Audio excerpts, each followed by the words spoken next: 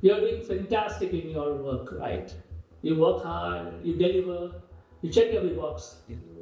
Then somewhere in mid-career, something shifts. No one warns you about it. It's not a demotion, not a pay cut, nothing dramatic. On the surface, everything looks the same. But underneath, out of sight, the ground is moving. So what changed? You're still the go-to person. You're fixing legacy escalations, absorbing hiring gaps, stabilizing chaos. You feel indispensable.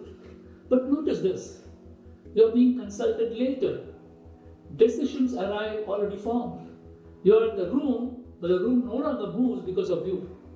You are trusted, but you're no longer central to the decision. This is the relevance trap.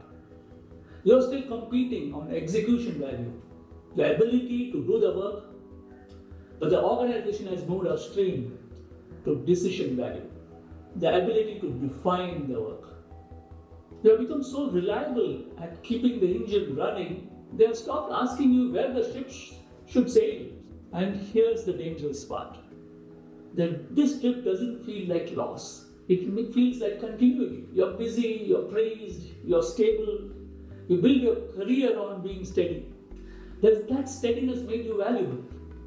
But the system has shifted. It no longer rewards stability. It rewards those who influence decisions. And what once felt like strength quietly becomes containment. You have become necessary, but not a strategic advantage. I'm writing a book called The Relevance Trap because this isn't about you failing. It's about the rules changing. If this resonates with you, subscribe. In the coming weeks, I'll show you how to move from being the person who executes to the person whose judgment carries weight. From execution to what I call decision gravity. And tell me in the comments, when did you first feel it?